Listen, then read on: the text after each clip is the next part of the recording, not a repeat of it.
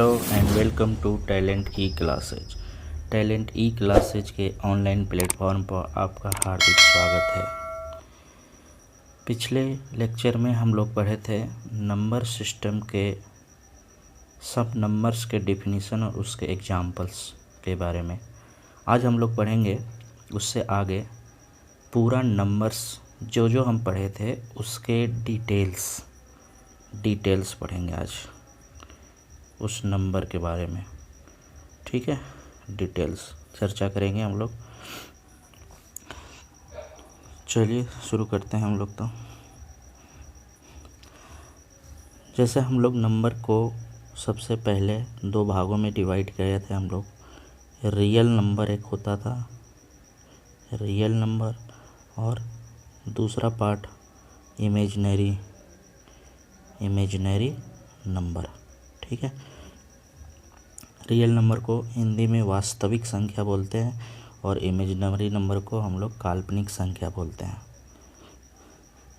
Real number के बारे में हम लोग पढ़े थे कि जिसको वैसी संख्या जिसको हम नंबर लाइन पे रिप्रेजेंट करते हैं। इधर पॉजिटिव होता था, इधर नेगेटिव होता था और यहाँ पे जीरो होता था। और हम लोग ये भी देखे थे कि जीरो एक neither positive nor negative integer है। जीरो एक खुद इंटीजर है। इसका इन्वेंशन तो इंडिया में ही हुआ है, आर्यभट्ट ने किया था इसका आविष्कार। ठीक है, तो ये रियल नंबर की बात हो गई। हम लोग को रियल नंबर के बारे में ही पढ़ना है, लेकिन इमेजिनरी नंबर क्या होता है इसके बारे में भी हम कुछ चर्चा कर लेते हैं, उसके बाद हम लोग आगे बढ़ेंगे। ठीक है, तो हम इमेजिनरी नंबर क्या होता है इसका हिंदी होता है काल्पनिक संख्या। तो इमेजिनरी नंबर के बारे में हम लोग सम थिंग्स जान लेते हैं। ये काल्पनिक संख्या होता है जिसको हम नंबर लाइन पे नहीं लिख सकते हैं, जिसको कि हम इस नंबर लाइन पे नहीं लिख सकते हैं, इस पे हम नहीं लिख सकते हैं, उसको imaginary number. Basically imaginary number वो होता है स्क्वायर रूट ऑफ है नेगेटिव नंबर। ये कोई नेगेटिव नंबर है, रूट अंडर -30 या रूट अंडर -14, रूट अंडर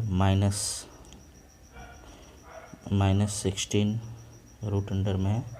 ठीक है, ये सब क्या है, इमेजिनरी नंबर है, यही है। तो इसको हम इमेजिनरी नंबर, इसको हम इसका रूट नहीं निकाला जा सकता है, इसलिए हम इसे इमेजिनरी नंबर बोलते हैं। तो ये हमें 10th में तो नहीं पढ़ना है, ये आगे की क्लासों में पढ़ना है हमें। बस इसके बारे में जान लेते हैं कि इमेजिनरी नंबर क्या होता है। जैसे इमेजिनरी नंबर के बारे में सबसे अच्छा कंसेप्ट आपको 11th-12th में मिलेगा, जिसको हम कम्प्लेक्स नंबर के नाम से जानते हैं। टॉपिक उसमें पढ़ने के लिए मिलेगा। यहाँ हम सिर्फ जान लेते हैं कि root -1 under root of -1 is equal to i imaginary number में माना जाता है। इसका नाम है आयोटा। ठीक है, ये आयोटा होता है। और ये भी जान लेते हैं कि आई स्क्वायर बराबर होता है क्या, आई स्क्वायर। अगर इसको स्क्वायर कर दिया जाए, इसको स्क्वायर कर देंगे तो -1 होता है। ठीक है, इसको हम याद रखेंगे। ठीक है, अब ये कम्प्लेक्स नंबर में पढ़ना है तो देख ही लेते हैं कम्प्लेक्स नंबर के बारे में, थोड़ा सा आइडिया लेते हैं। कम्प्लेक्स नंबर, देखो कम्प्लेक्स नंबर को हम लोग रिप्रेजेंट करते हैं जेड से। ठीक है, इसमें क्या होता है, जेड में होता है, जेड को इसमें रियल पार्ट भी होता है और इमेजिनरी पार्ट भी होता है। ये जो ए है, ए प्लस आई बी, ए होता है इसमें रियल पार्ट, और इमेजिनरी पार्ट क्या होता है, आई बी, ये इमेजिनरी पार्ट होता है। तो ये कम्प्लेक्स नंबर है। कम्प्लेक्स नंबर में दोनों का मिक्स रूप से हमें पढ़ना होता है, रियल पार्ट में और इमेजिनरी पार्ट में। ठीक है, ज़्यादा चर्चा हम नहीं करते हैं यहाँ पे, ठीक है, क्योंकि हमें नहीं पढ़ना है, हमें सिर्फ यही पढ़ना है। ठीक है, तो इसको हटा देते हैं और हम आगे बढ़ते हैं रियल नंबर के बारे में। ठीक है, चलिए आते हैं रियल नंबर। Real number. देखिए रियल नंबर को हम डिवाइड करते हैं दो पार्ट में। एक होता है इंटीजर पार्ट और एक होता है डेसिमल पार्ट। डेसिमल पार्ट, ठीक है। इंटीजर पार्ट को हिंदी में बोलते हैं पूर्णांक और इसको हम लोग दशमलव रूप मानते हैं, दशमलव रूप, ठीक है। तो ये बेसिकली हमें पढ़ना है रियल नंबर के बारे में, ठीक है। तो चलिए इसका अब हम पढ़ते हैं। इंटीजर तो हम लोग जो होता है एग्जाम्पल के रूप में 1 2 3 4 5 ये सब, -1 -2 ये सारा। तो हम डेसिमल पार्ट के बारे में पढ़ लेते हैं थोड़ा। डेसिमल पार्ट, ठीक है। डेसिमल पार्ट, डेसिमल पार्ट दशमलव, इसको हम दो भाग में बांटते हैं। एक तो होता है टर्मिनेटिंग डेसिमल, टर्मिनेटिंग पहला, और दूसरा पार्ट होता है इसका नॉन टर्मिनेटिंग, नॉन टर्मिनेटिंग, ठीक है। इसको हम शांत दशमलव बोलते हैं हिंदी में, शांत दशमलव। इसको बोलते हैं अशांत, ठीक है। जैसा कि हम पिछले क्लास में हम रेशनल और इरेशनल में इसके बारे में थोड़ा सा चर्चा किए थे, आज पूरा डिटेल से करेंगे। शांत दशमलव और अशांत दशमलव, ठीक है। ये है डेसिमल का 2 पार्ट है, terminating and non terminating part है। तो हम एग्जाम्पल में टर्मिनेटिंग का पहले पढ़ लेते हैं। टर्मिनेटिंग में एग्जाम्पल 0.15 वैसी संख्या है जो दशमलव के बाद, पॉइंट के बाद वो टर्मिनेट हो जाए, उसको हम टर्मिनेट, जैसे 0.15 ये 5 के बाद टर्मिनेट हो गया, आगे नहीं जा रहा है, इसलिए हम इसे टर्मिनेटिंग बोलते हैं। 0.375 ये टर्मिनेट हो गया, तो ये टर्मिनेट हो गया। 0.4 ये टर्मिनेट हो गया, तो ये टर्मिनेटिंग हो गया, ठीक है। ये टर्मिनेटिंग हो गया। तो अब इसको हम थोड़ा सा, इसको हम फ्रैक्शन में बदल के देखते हैं कि क्या होता है अगर इसको फ्रैक्शन में बदलते हैं टर्मिनेटिंग को। तो जो टर्मिनेट कर जाता है उसको अगर हम फ्रैक्शन में बदलेंगे तो क्या होगा, जैसे 0.2, इसको फ्रैक्शन में बदलेंगे तो क्या होगा, पॉइंट के लिए 1 देते हैं, और ये 2 के लिए क्या होता है, जिस पॉइंट के बाद जितनी संख्या होती है उतनी 0 देते हैं, ठीक है। और ये कट गया 2 से 5, यानी कि 1/5। तो ये क्या हुआ, ये 1/5 ये तो P/Q के रूप में लिखा जा रहा है, यानी कि जो इंटीजर होता है वो रेशनल नंबर भी है, क्योंकि P एंड Q क्या है, एक्चुअल में ये इंटीजर ही है। तो P एंड Q इंटीजर है, और हम पिछले क्लास में पढ़े थे कि वैसी संख्या जिसको हम P/Q के फॉर्म में लिख सकते हैं उसको हम रेशनल नंबर कहते हैं, where Q is not equal to 0, ठीक है। तो ये हो गया। उसी तरह से हम कोई भी ले लेते हैं, मान लो एग्जाम्पल के रूप में 0.45 ले लेते हैं। ये अगर इसको हम बदलेंगे फ्रैक्शन में तो क्या होगा, पॉइंट के लिए 1, पॉइंट के बाद 2 अंक है तो इसके लिए 2 0। अभी इसे हम काट लेते हैं 5 से, 5 9 बार में जाएगा, 20 बार में जाएगा, ये 9/20। तो ये भी एक फ्रैक्शन है जो कि हम इसे भी हम P/Q के रूप में लिख लेंगे, तो ठीक है। तो ये यहाँ से हम देख रहे हैं कि टर्मिनेटिंग डेसिमल जो है उसे हम P/Q के रूप में लिख रहे हैं, इसको हम P/Q के रूप में लिख रहे हैं, Q is not equal to 0। तो हम बोल सकते हैं कि टर्मिनेटिंग डेसिमल जो है रियल नंबर को हम, जो कि टर्मिनेटिंग डेसिमल है वो रेशनल नंबर भी है, ठीक है। ये रेशनल नंबर भी हो जाएगा, ये उसकी श्रेणी में आएगा, ठीक है। तो ये टर्मिनेटिंग हो गया। के बारे में हो गया। अब हम लोग पढ़ते हैं नॉन टर्मिनेटिंग के बारे में। हेडिंग लगाते हैं नॉन टर्मिनेटिंग।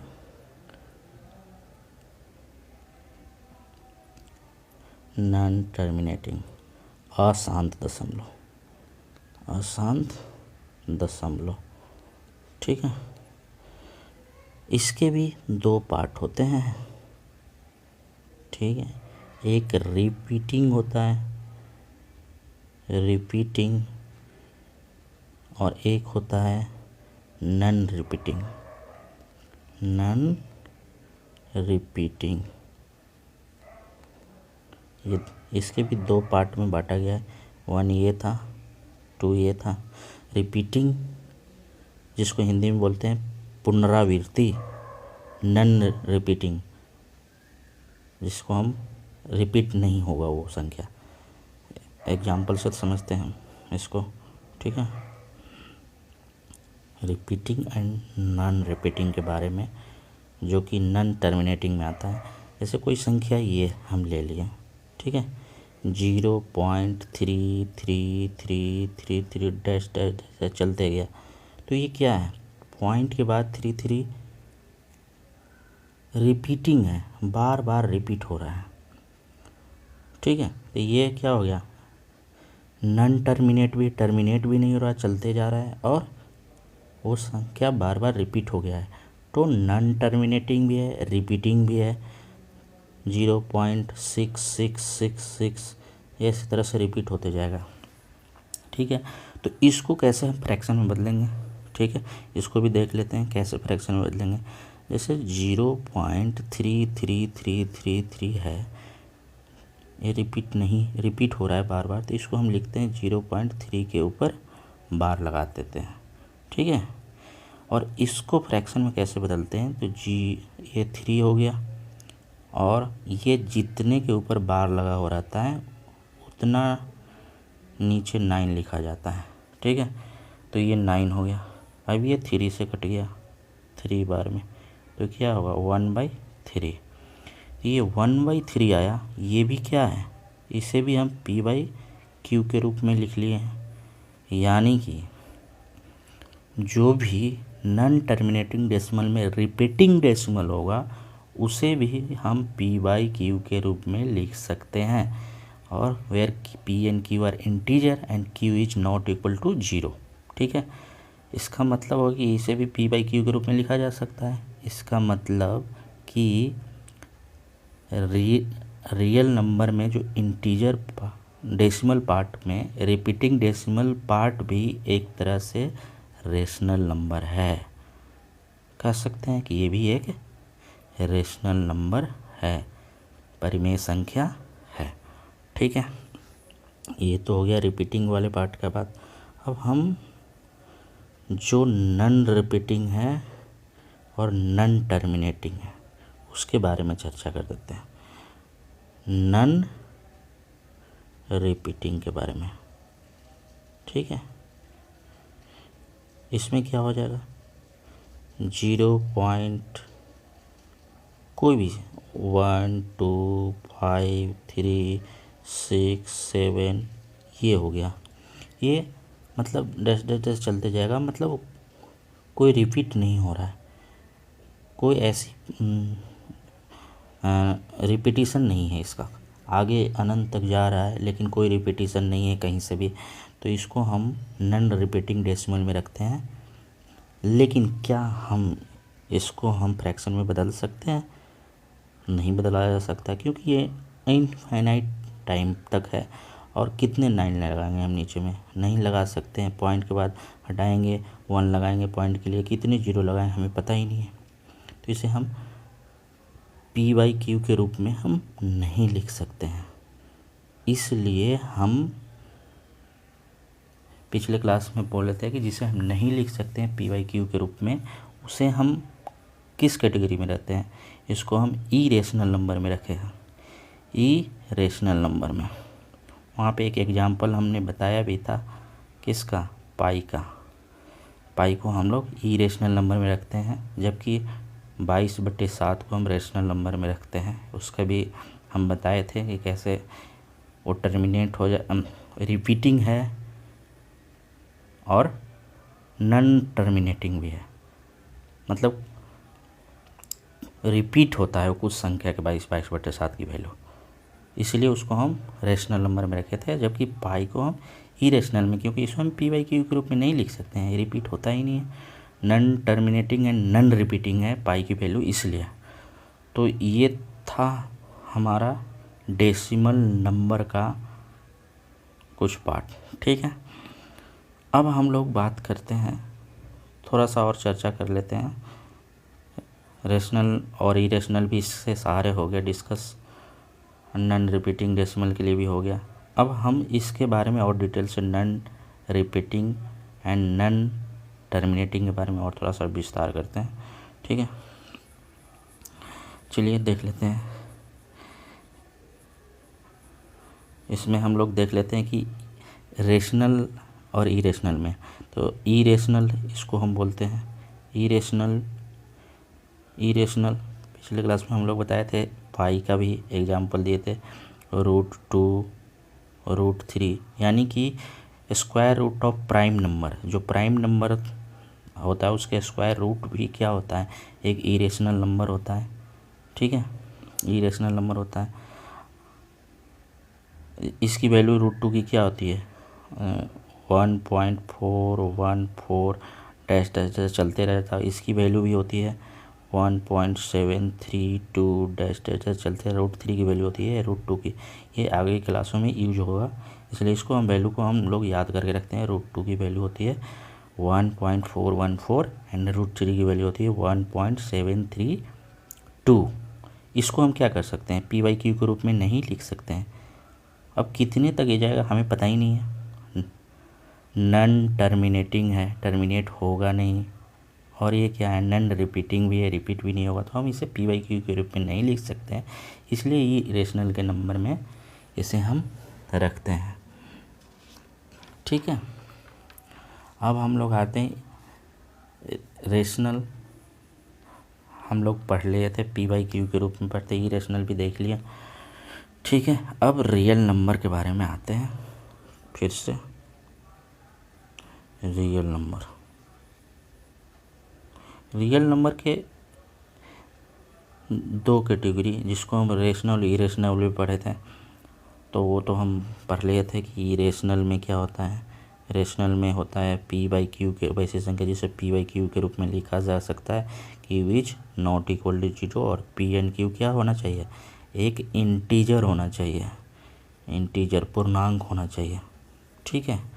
ऐसे एग्जाम्पल के रूप में हम अगर √16 को ले लें तो ये कितना होता है, 4 होता है, तो ये 4/1 के रूप में लिख सकते हैं। तो ये क्या है, एक तरह से रेशनल नंबर है।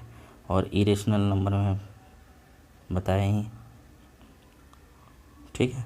आज ये रिवीजन हो रहा है एक तरह से, समझो कि आते हैं इरेशनल के बारे में भी चर्चा करते हैं।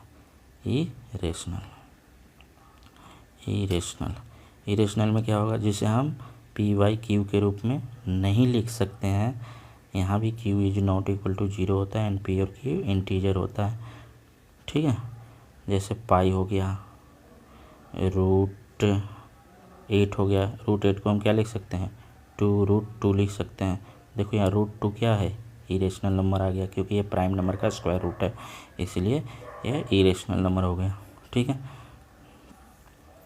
ये हो गया, ठीक है। अब हम लोग इंटीजर के बारे में पढ़ लेते हैं थोड़ा सा। इंटीजर क्या होता है, ठीक है। इंटीजर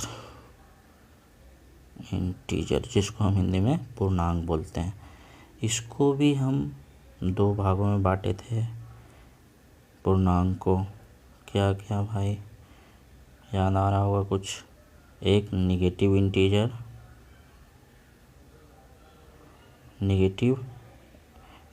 एक पॉजिटिव इंटीजर, ठीक है।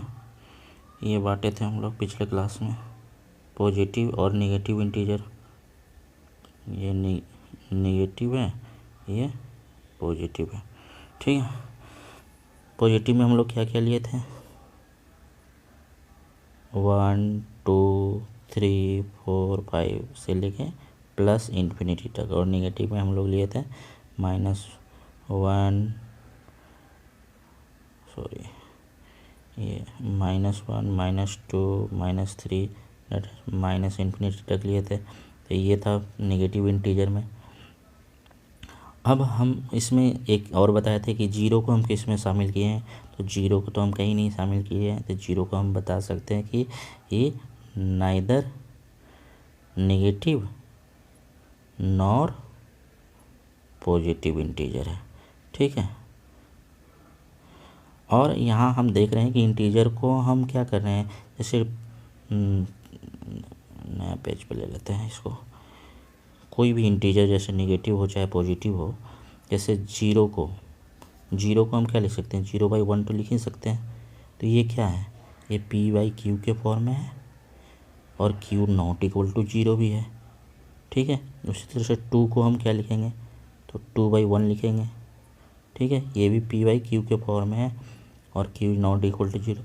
और -2 है, -2/1, ये भी p/q के फॉर्म में है। p और q इंटीजर है, क्योंकि नेगेटिव इंटीजर भी होता है। तो ये -2 0 2 ये सारे क्या हुए हैं, रेशनल नंबर हुए हैं।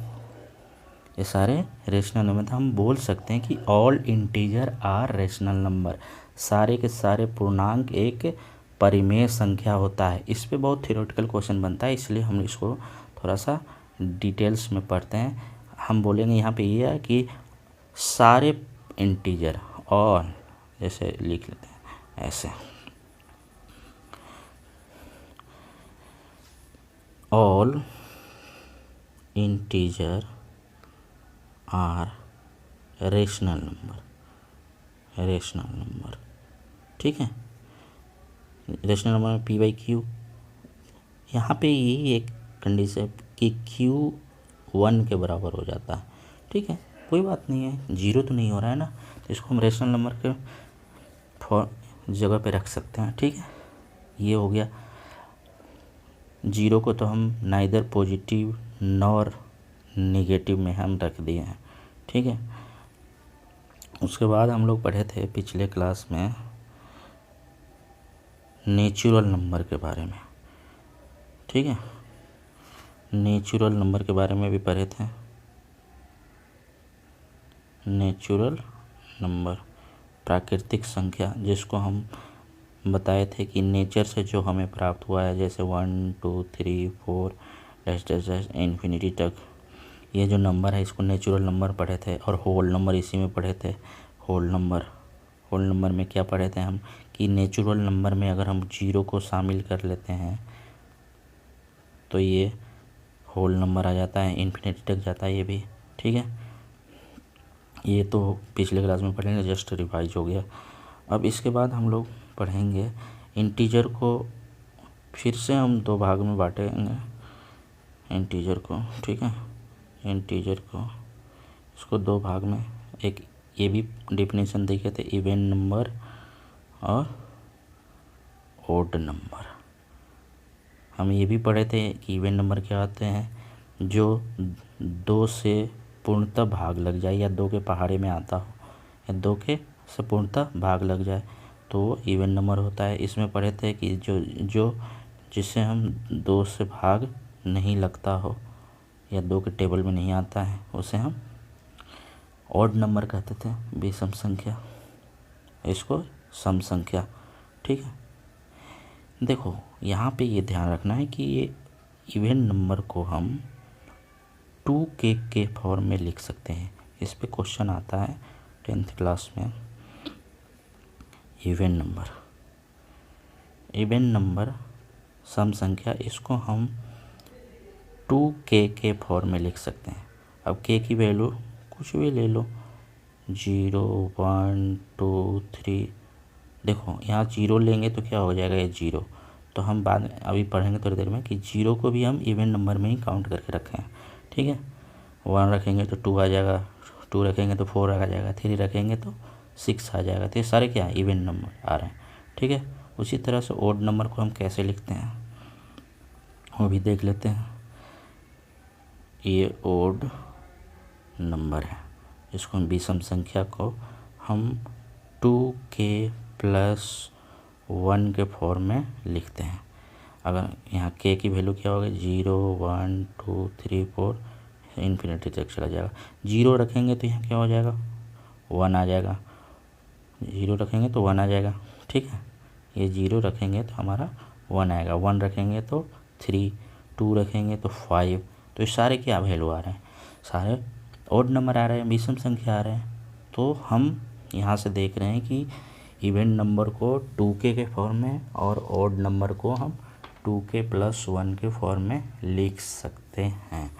अब 0 के बारे में देख लेते हैं। 0 अभी तो मैंने बता दिया कि 0 को इवन नंबर में हम रखें। 0 यही 0 जिसका इंडिया में खोज हुआ है, ये 0 को हम लोग इवन नंबर में रखते हैं। क्यों जी इसको इवन नंबर में रखते हैं? इवन नंबर में इसलिए रखते हैं क्योंकि 0 में अगर हम 2 से भाग देते हैं तो ये 0 बार में जाता है, तो ये 0 आएगा, यानी कि कोसेंट भी 0 और रिमाइंडर भी 0 हो जाता है, यानी शेषफल और भागफल दोनों 0 आ जाता है। यानी भाग तो लग रहा है, यानी 2 से भाग लग जाता है, इसलिए हम इसको इवन नंबर में रखते हैं। और ऐसे भी देखो कोई भी संख्या अगर 10 बनानी हो, 20 बनानी हो, तो ये 10 और 20 क्या है, ये 0 आ गया है, तो इसीलिए हम ये 2 से कट जाता है, इसलिए हम इसको हम इवन नंबर में रखते हैं। 0 के बारे में हम ये भी देखें कि ये क्या है, neither positive non negative integer. और 0 को हम कहाँ रखेंगे, फिर तो इवन नंबर में रखें, ध्यान रखना है इसको, 1 नंबर में ये पूछ लेगा क्वेश्चन, ठीक है। अब थोड़ा सा इसको हम ओड और इवन नंबर को थोड़ा सा डिटेल्स 9th क्लास में पढ़ना है, तो उसके बारे में नोट पॉइंट में लिख लेंगे कि क्या क्या होता है, ठीक है। नोट में लिख लेते हैं कि अगर ओड संख्या को ओड संख्या में ऐड करेंगे तो ये क्या आएगा, इवन संख्या आता है, ठीक है। एग्जाम्पल के रूप में अगर 3 + 5, ठीक है, कितना आएगा ये 8 इवन संख्या है, ठीक है। उसी तरह से सेकेंड प्रॉपर्टी है इसका कि इवन प्लस और माइनस भी अगर करेंगे, इवन में जोड़ेंगे भी और घटाएंगे भी, तो ये हमारा आएगा इवन ही आएगा। इसका एग्जाम्पल हम यहाँ से देख लेते हैं।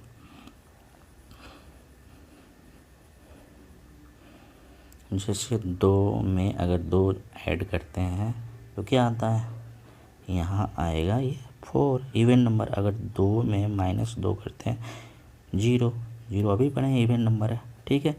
तो ये क्लियर हो गया। अब हम तीसरा प्रॉपर्टी इसका पढ़ते हैं।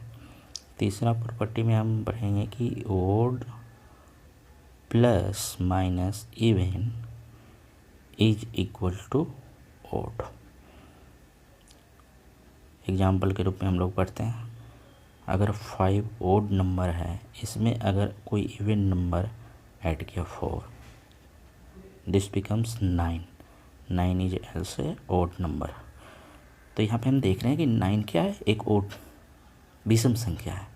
तो अगर विषम संख्या में इवन संख्या को प्लस करते हैं तो ये ओड संख्या आएगा। अगर यहाँ पे हम सपोज यहाँ पे हम इसको माइनस कर देते हैं, यहाँ पे माइनस कर देते हैं तो क्या आता है 1। ये क्या है, ये भी ओड है, यानी कि ये भी सही है। हमारा तीसरा प्रॉपर्टी हम लोग देख लिए कि odd plus minus even is equal to odd होता है, ठीक है। यहाँ तक तो ठीक है। अब थोड़ा सा हम मल्टीप्लिकेशन का भी देख लेते हैं, ये भी 9th में है। इसमें पहला आता है कि अगर ओड को ओड से मल्टीप्लाई करेंगे तो क्या आएगा, ये भी ओड ही आएगा। एग्जाम्पल के रूप में अगर हम देख लेते हैं 3 × 5 कितना आया जी 15 क्या है, यहाँ पे ओड है, क्लियर है, ठीक है। आगे बढ़ लेते हैं हम लोग सेकेंड में ओड को अगर हम मल्टीप्लाई करते हैं इवन नंबर से तो ये आता है हमारा इवन। एग्जाम्पल से हम समझ लेते हैं 3 ऑड नंबर है, इसको इवन नंबर 4 से मल्टीप्लाई करेंगे तो 12 आ जाएगा। 12 क्या है? इवन नंबर है, एक सम संख्या है। दूसरा प्रॉपर्टी हमारा हो गया ये, ठीक है। तीसरा हम लोग देख लेते हैं, ये थर्ड में हमारा है कि इवन इनटू इवन। अगर इवन को इवन से मल्टीप्लाई करेंगे तो ये हमारा इवन ही आएगा, ठीक है। एग्जाम्पल के रूप में देख लेते हैं, 2 × 4 8, ठीक है। तो ये हम देख लिए addition, subtraction and multiplication, even और ओड नंबर का क्या आएगा, इसको याद रखना है। नहीं भी याद रखो तो इसको मल्टीप्लाई करके गुना करके देख लो वो क्या आ रहा है, वो फॉलो करेगा, ठीक है। ठीक है, आगे बढ़ते हैं हम। अब हम पढ़ते हैं नेचुरल नंबर्स के डिटेल्स के बारे में। अभी तो नेचुरल नंबर, अभी थोड़ी देर पहले हमने इसके बारे में चर्चा किया था। प्राकृतिक संख्या जिसको हम 1 2 3 डट इन्फिनिट तक जो जाता है, इसको भी हम 2 भाग में बांटे हैं, ठीक है। ये भी हम पिछले क्लास में पढ़ चुके हैं इसकी डिफिनेशन के बारे में। एक है प्राइम नंबर एंड सेकंड है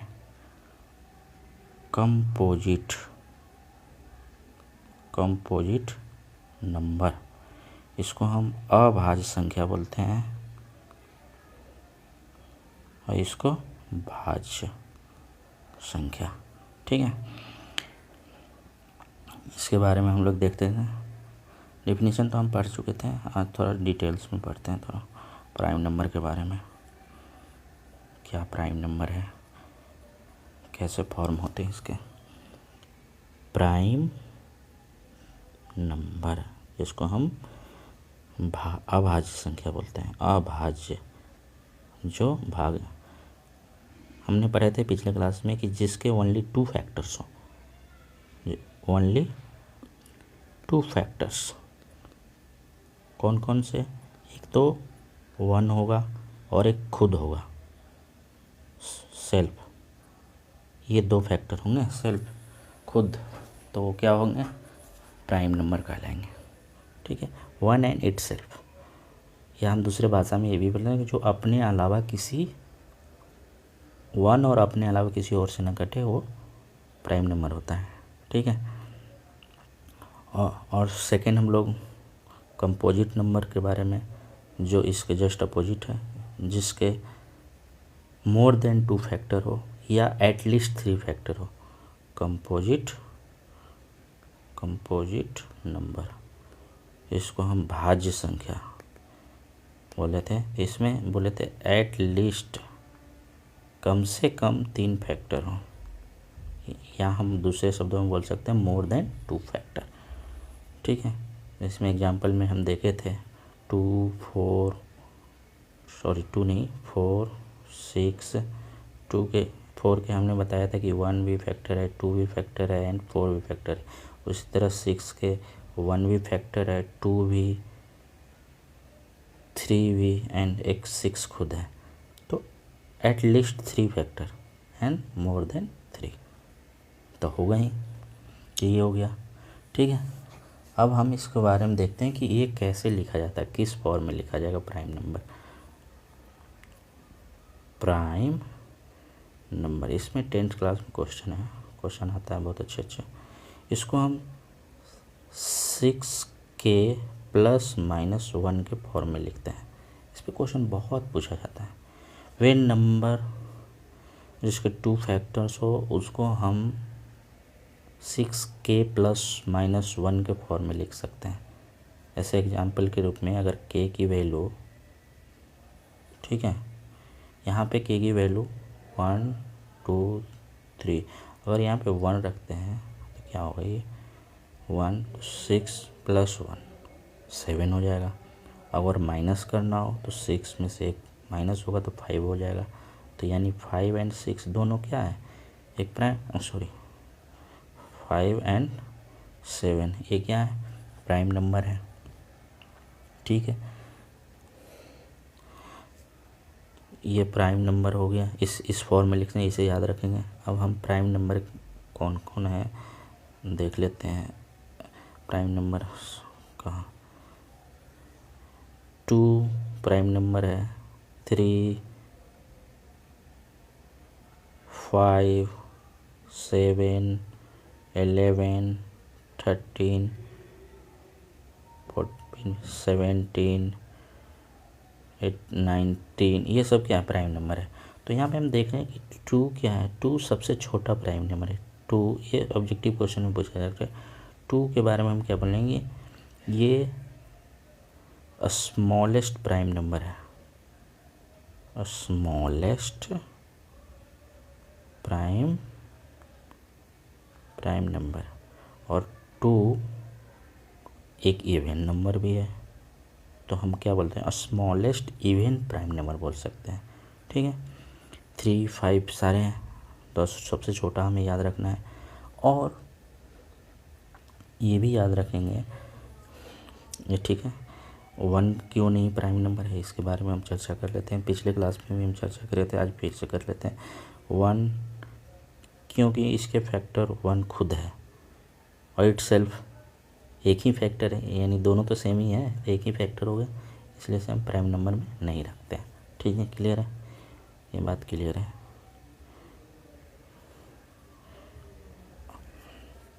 अब यहाँ पे हम देखे थे प्राइम नंबर के बारे में 3, 5 एंड 7, इनके बारे में। ये इनके बीच क्या गैप कितना है, 2 का गैप है, इनके बीच भी 2 का गैप है। ये लगातार है, और लगातार में भी कैसे है, ओड है। तो ये 3 ऐसे हैं जो लगातार कंसिक्यूटिव ओड प्राइम नंबर है, ओड प्राइम नंबर है, तो ये भी ध्यान रखेंगे। ठीक है,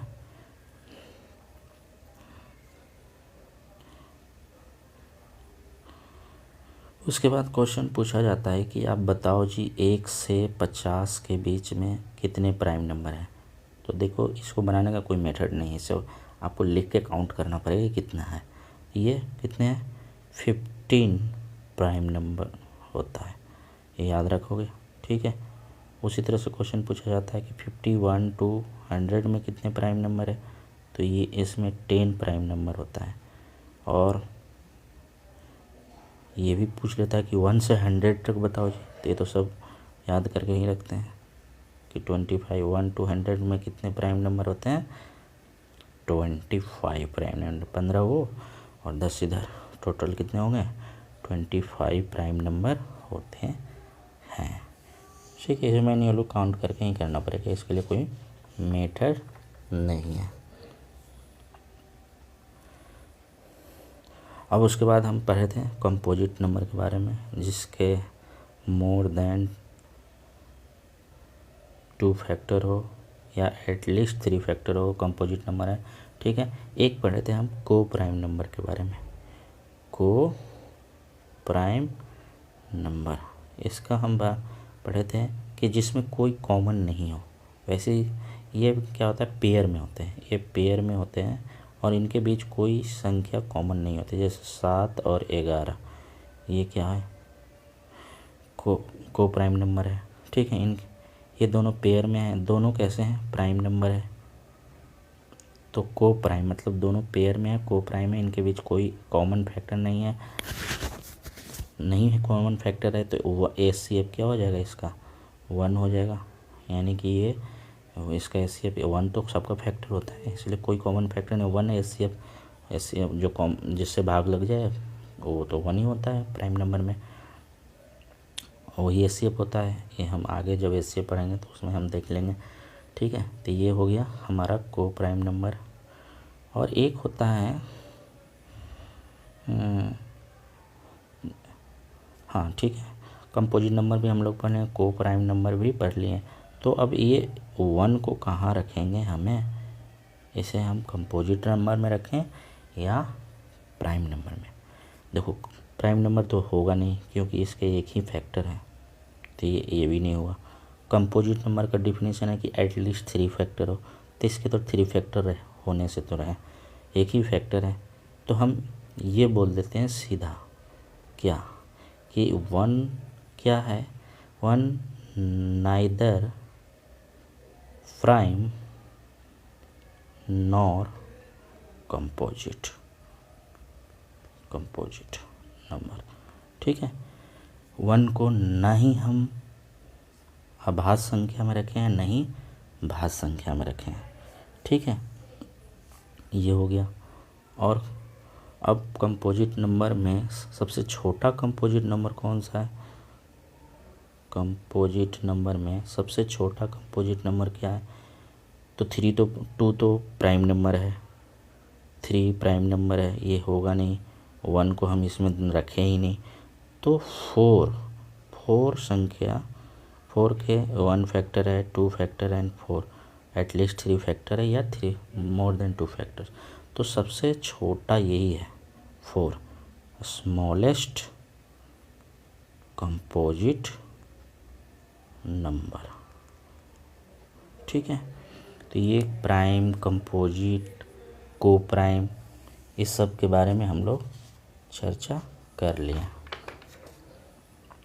ठीक है, तो हम यहीं तक रखते हैं। 40 मिनट का वीडियो हो गया है, 40 मिनट क्लास का होता है। ठीक है, इतना ही रखते हैं। आई थिंक ये वीडियो आपको पसंद आ रहा होगा। अगर ये वीडियो आपको पसंद आ रहा है तो इस चैनल को ज़रूर सब्सक्राइब करें और दोस्तों के साथ भी शेयर करें और इसको लाइक भी करें। सब्सक्राइब को करना मस्ट है। ठीक है, ठीक है, ठीक है। फिर मिलेंगे अगले क्लास में, तब तक के लिए गुड नाइट।